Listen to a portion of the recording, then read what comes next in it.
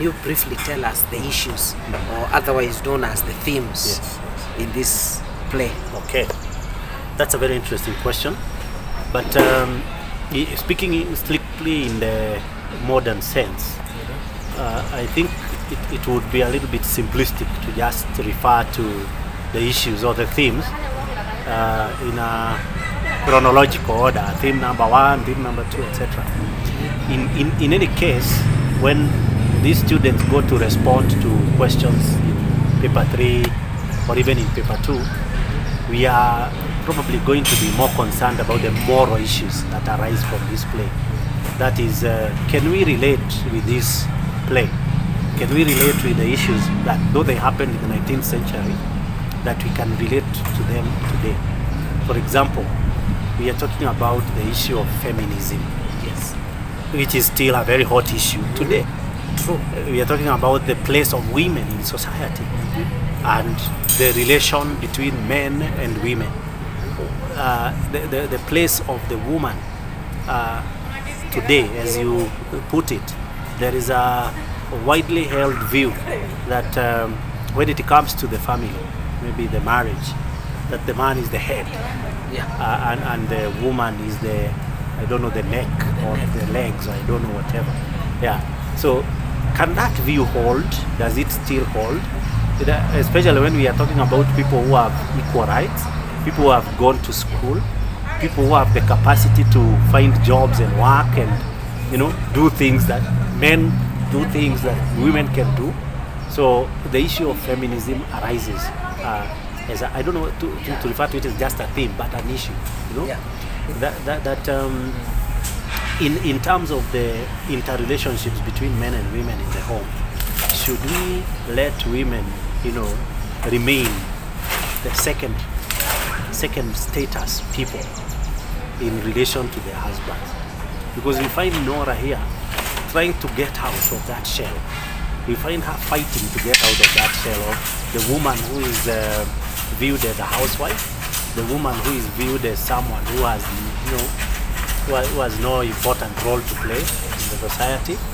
And then eventually, because she finds herself being misunderstood, she leaves her husband and goes away to find herself. I think that is a topical issue or a current issue. In Africa, specifically in Kenya, our traditions allow men to take dowry to the wife's parents. In real sense, what it means is like you are buying that woman and bringing them to your place. I don't know if I'll be wrong when you go to the Bible and you read that there is a clause that says that Jesus fed 5,000 people without counting women and children as a Christian. And this is also very controversial. Can you tell me if that was undermining women? My response would be that the same Bible talks about how a man shall leave his family, a woman leaves her family, and the two shall become one. They will not become one and a half. But in most cases, a man will leave his family, a wife will leave his family, and the wife or the lady will come to the husband's family to stay there. But that in most setting in Africa, that is what has happened in my case, and I don't mean that I'm undermining my wife and their family. We are just discussing because this is an issue that we put it on the table. That's true. And this is an issue even parents can even share this analysis with their own kids, because this is something that has happened in our African setting, that we believe that men are higher than women. Okay, the issue of dowry, to me, does not in any way place the woman in a subservient position to the man. It does not mean that because I have paid dowry for my wife or to my wife's parents or my wife's home, that now I have literally bought her and she becomes my property for me to do as I wish with her. Remember, dowry is tradition or cultural matter. And actually there are a lot of questions being raised nowadays about dowry and payment of dowry, because realistically speaking, it reduces the woman to some property. It is like people are coming to negotiate a farm or a car or some property that the man is buying to keep, right? Yes. Speaking from the point of view of a modern man, modern marriage, yeah, the woman brings in some input in the family. The man brings in some input in the family, and none of them is subservient to the other. So it is a matter of 50-50. Even the law, as it is to be the Kenyan law, recognizes that marriage is a 50-50 agreement, that it is a 50-50 contract between the man and the wife, so that when it comes to the end of marriage, either through death or through divorce or separation, then the concept of property separation becomes another 50-50 issue, right? So that no one owns the other. But what is of great importance here is how the two relate within the marriage. That there is none who is seen as, being subservient to the other. That both recognize that the other can contribute something equally good and equally important to the marriage. And that is what leads Nora to leave Helmut. That she is being considered as a second-class person in this relationship, despite the fact that what she has done towards the welfare of this marriage is far much greater than what the husband has given. In fact, in any case, if we were to look at it from your point of view, then it is Nora who should have owned the husband. It is Nora who should actually have sent away the husband from the house and told him to go away, because the 250 pounds she borrowed and has been repaying for 8 years was not for her own benefit. She did not go to buy her own clothes and chocolate and cars and things like that. She used this money to take the husband to hospital for treatment. And when he got healed, he came back and resumed his male chauvinist position of being the head of the house. Being head of a house where the wife has actually given in more input than him. It's very ironical, according to me. So in this case, even in the modern situation, I think the moment we begin viewing men and women as equal partners in that marriage, then that's when we are going to start appreciating one another and have stable marriages. But as long as we're going to have one of them feeling that he's more, higher than the other, and the other one feeling that she's subservient, then there is going to be what we call suppression. Someone is going to be suppressed, and when you suppress someone for long enough, somehow, at some point in time, there will be an explosion. And the explosion happens when Nora leaves the husband and goes away. I think when they answer that in an exam, yes, they'll get an A, but definitely there is a big contrast between what you're saying and what we face on the ground. And as I said, we are not just doing it for exam, we are also doing it for life. Yes. We want to empower our girls and our daughters and our wives. But sometimes there is this question of humility. And even in a government setting, there must be hierarchy for that government to run. If you've read the book 48 Laws of Power, law number 1, it states very clearly, never outshine your master. And in this case, I believe in a house setting, in a home setting, there is a father who is the head of that government, that is the family. And if he does not take up his role so well, there will always be conflict. And wherever, even in a church setting, look at the pastors of the church and all that. Whenever they are with their wives, there is that hierarchy. One is more powerful above the other. It has never come out so well that they are equal, 50-50. Yes.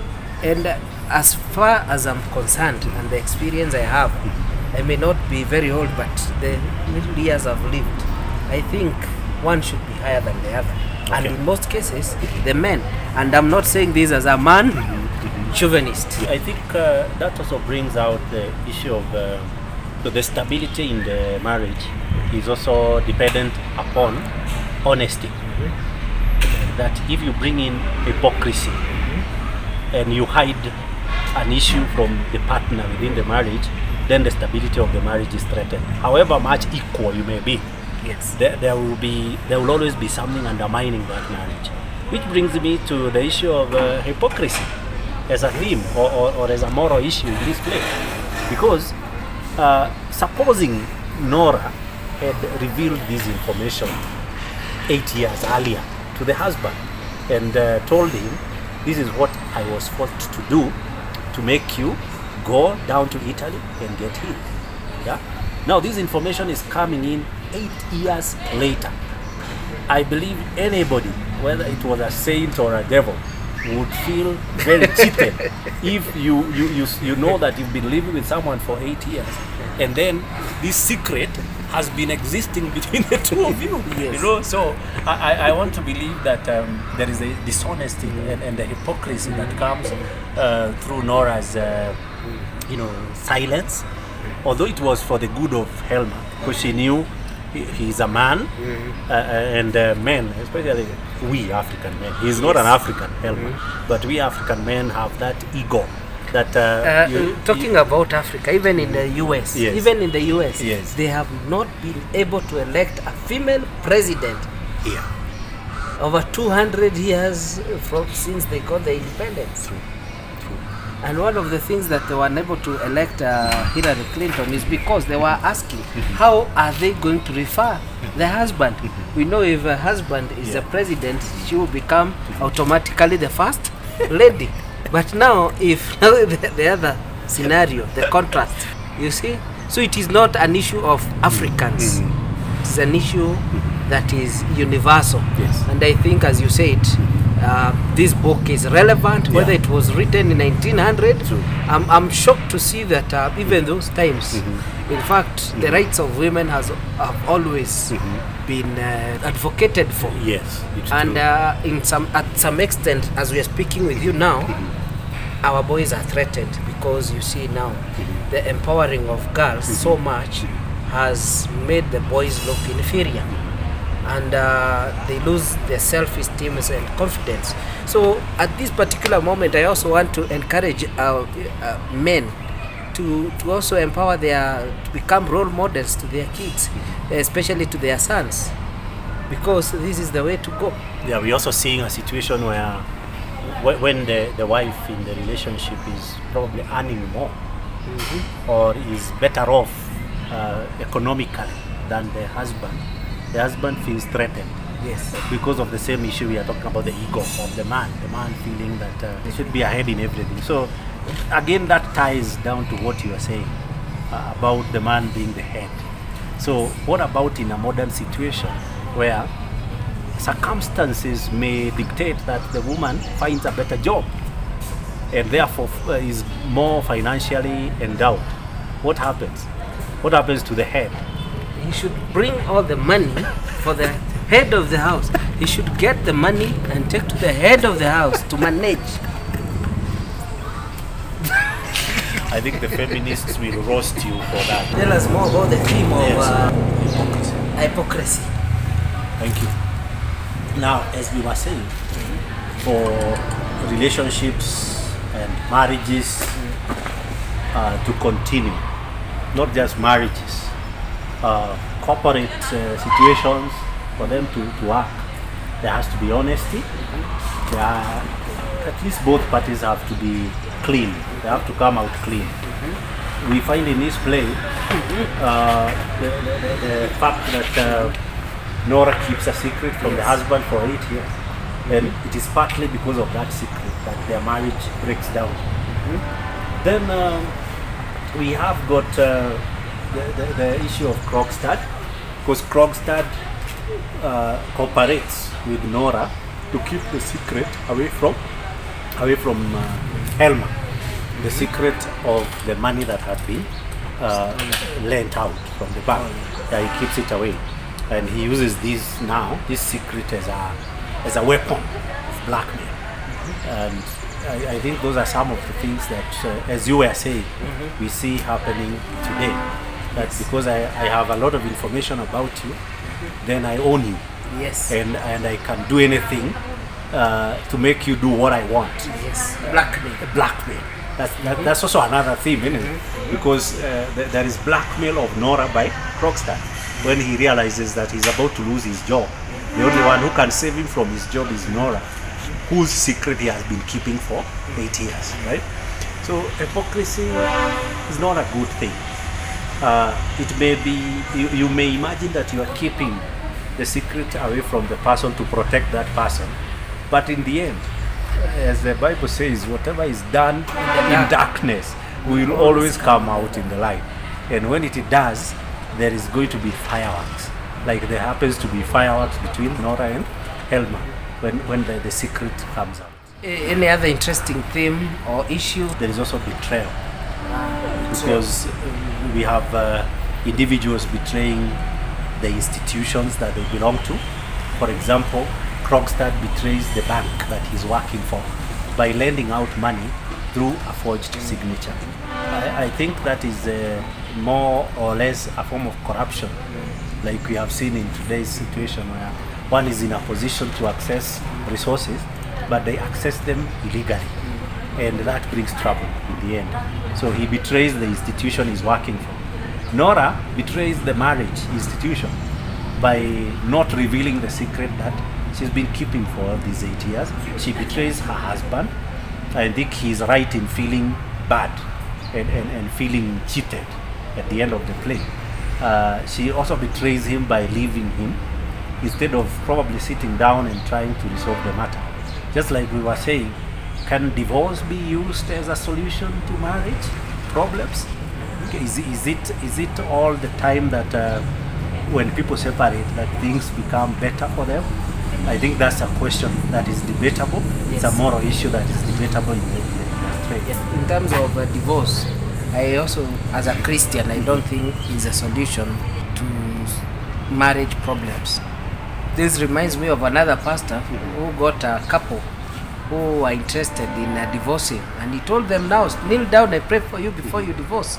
And he said, God, you said no one will leave each other until death do them apart. Can you kill one of them? And when he said that, both of them stood up and said, not me. So they were told, go and think, because when you get married, it's until death do you. That's very apart. Interesting. Anyway, this is Christianity, as we are saying. We want to empower our students. They are Christian, they are Muslim, they are any religion. But in terms of morals, you cannot just sit and relax in a abused marriage. I think I would advise my own kids, don't be abused. Just fighting for a marriage and you get abused in a point that you can be killed. Yes, I've seen even old people get divorced. They hide into that relationship for the sake of their kids. So when their kids are grown-ups, they grow up and finish school, they ask each other, now what were you saying? And they divorced at old age. So it may be not be a good solution, but it can also be an option. Related to that, it's also a question of, are you getting what you want? Are you getting what you came for in this relationship, in this marriage? Are you also getting respect?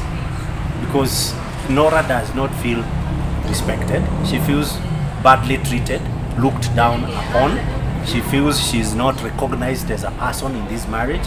She's only treated as a doll, and therefore she wants to go out there and find herself, find a self-identity that will be more respectable than just being treated as a little skylark, my little bird, my little this and that. Yeah. So lack of respect. However, as you say, discover herself. Right. So my advice to students who are watching this is that you need to first, before you enter or you engage into a relationship, because it will come whether you like it or not, whether in Form 3 or Form 4, you still eventually get into a relationship, at one point or the other they marry. Yes, they will get married. It's true. So it is better for you to discover yourself first before you enter into that marriage and know who you are entering in a marriage with. Because nowadays, in this era of instant coffee, instant photos, everything is instant. Even you find that people date today and tomorrow they are preparing for a wedding. You have not known that man in depth. You've not known your spouse very well. Issue of relationships should take time. Maybe this is not a marriage counseling session. We are analyzing the doll's house, but I think it's good to advise them.